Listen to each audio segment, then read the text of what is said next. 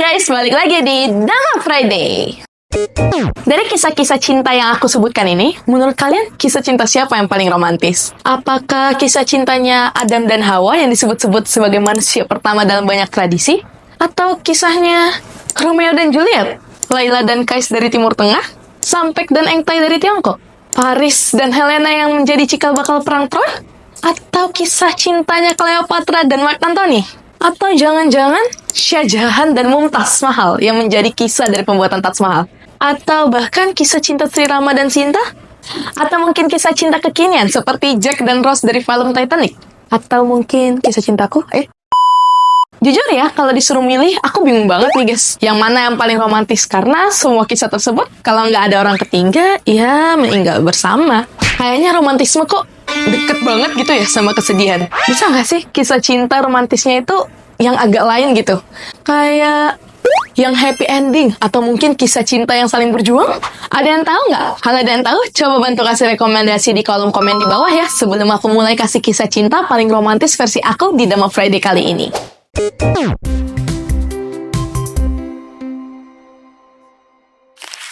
Kisah Pangeran Siddhartha dan Putri Yasodhara. Dari sekian banyak kisah cinta sepasang manusia, ada satu kisah cinta yang beda banget nih guys. Bedanya gimana tuh? Kisah cinta ini disertai oleh bumbu-bumbu perjuangan spiritual. Gak ada orang ketiga atau bahkan meninggal dalam keadaan kehilangan, melainkan keduanya saling mencintai dan mendukung. Ada yang tahu nggak? Yap, betul. Kisah cinta siapa lagi selain kisah cinta Pangeran Siddhartha dan Putri Yasodhara? Sebelum menjadi Buddha, Siddhartha Gautama merupakan seorang pangeran dari sebuah kerajaan yang mengadopsi sistem republik atau Gana Sangga. Bukan monarki ya guys, yang namanya Kapilawastu. Pangeran Siddhartha merupakan keturunan murni dari dinasti Matahari dalam silsilah yang diturunkan oleh suku Sakya. Salah satu pendiri dari suku Sakya yang merupakan anak pertama dari Raja Okaka yang bernama Okamukha menurunkan sampai ke Jayasena. Jayasena ini memiliki seorang putra yang bernama Sihahanu dan putri bernama Yasodhara. Sedangkan Dewa Dahasaka memiliki putra bernama Anjana dan putri bernama Kacana. Sihahanu menikah dengan Kacana melahirkan Suddhodana, sedangkan Yasodhara menikah dengan Anjana memiliki dua putri yang bernama Mahamaya dan Prajapati. Nah, kemudian Suddhodana dinikahkan dengan Mahamaya dan Prajapati.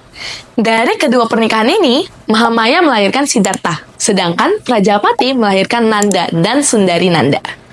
Setelah dilahirkan dalam posisi berdiri, Pangeran Siddhartha harus ditinggal meninggal ibunda, yaitu Ratu Mahamaya saat masih berusia 7 hari. Jadi, sejak bayi hingga dewasa, Pangeran Siddhartha dirawat oleh bibinya, yang juga istri dari Raja Suddhodana, yaitu Prajapati. Sejak masih bayi, Pangeran Siddhartha telah diramal oleh petapa yang dipimpin Asita Kaladewala, yang sangat terkenal pada saat itu.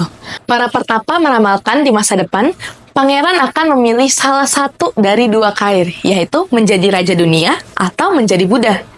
Namun, hanya petapa Kondana yang saat itu berusia paling muda yang memastikan kalau Pangeran Siddhartha pasti akan menjadi Buddha.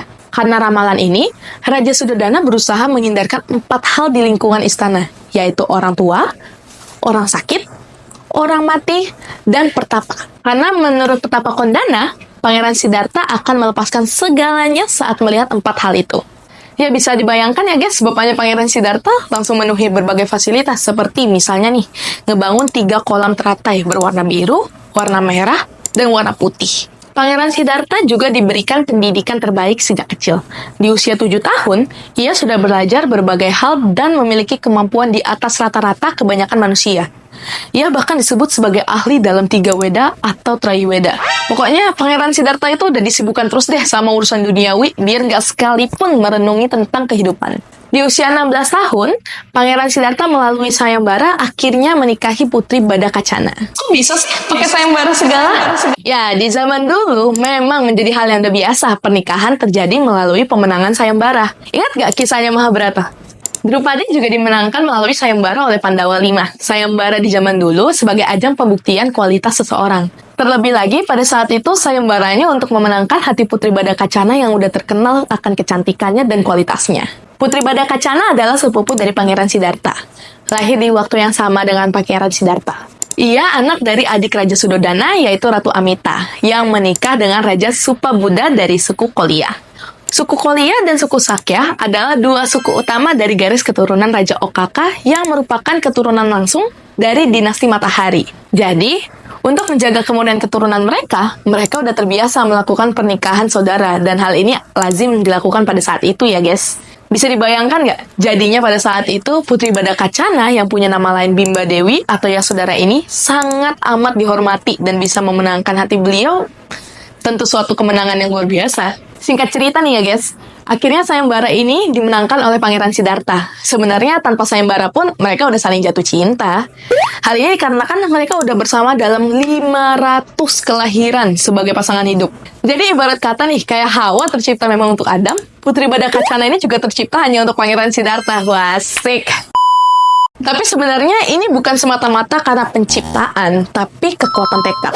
Oke, lanjut dulu ya. Intinya, sang putri udah tahu kalau suatu hari suaminya akan meninggalkan dia. Cuma Putri Badakacana nggak tahu nih kapan tepatnya akan ditinggalkan Pangeran Siddhartha. Setelah lebih dari 10 tahun menjalankan pernikahan yang bahagia, suatu hari Pangeran Siddhartha izin keluar istana untuk berkeliling negeri.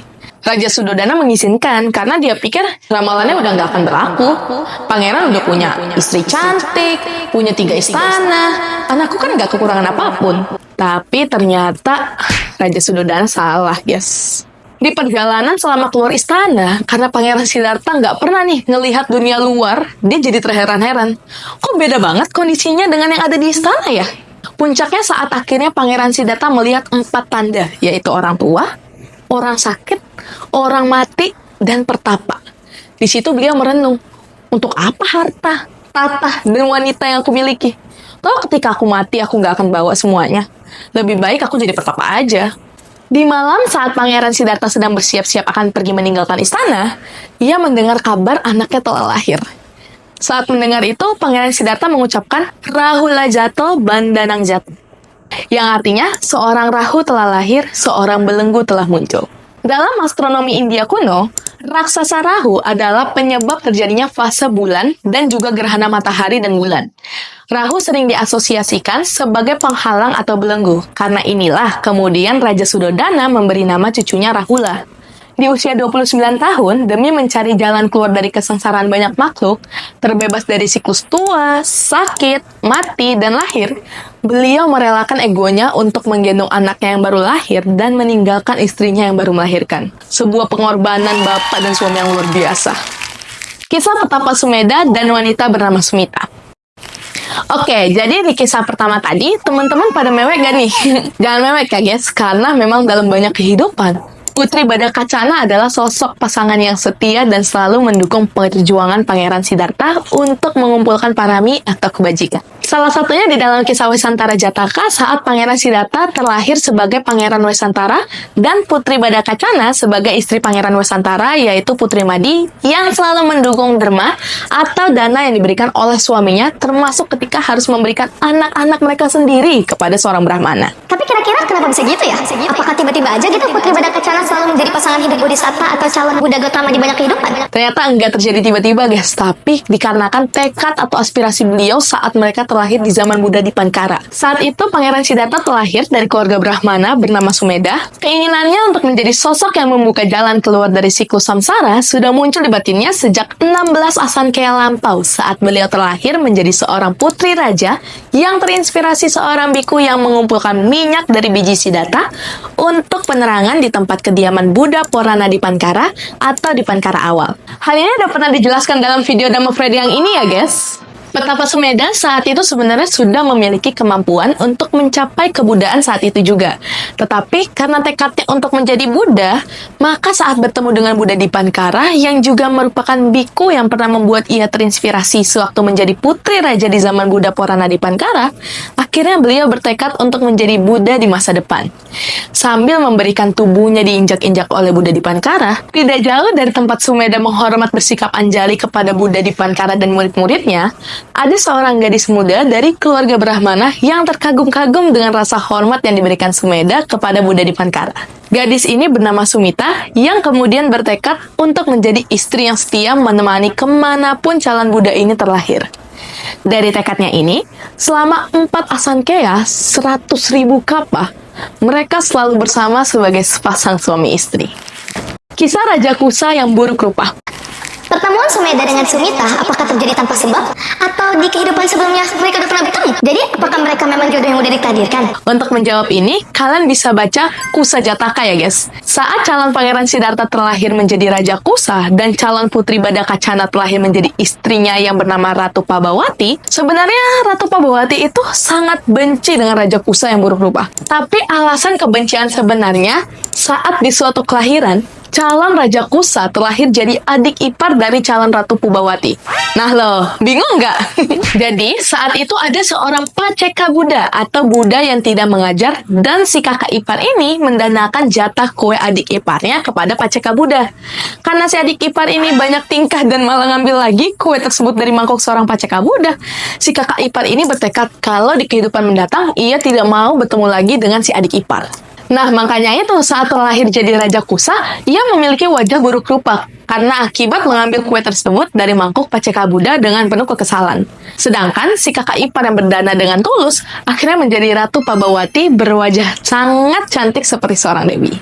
Dari beberapa kisah tentang pertemuan Pangeran Siddhartha dan Putri Badakacana, bisa ditarik kesimpulan kalau untuk menjadi pasangan hidup yang setara kualitasnya itu harus dari tekad dan perjuangan dua-duanya. Nggak bisa kalau hanya cowoknya atau ceweknya aja yang berjuang.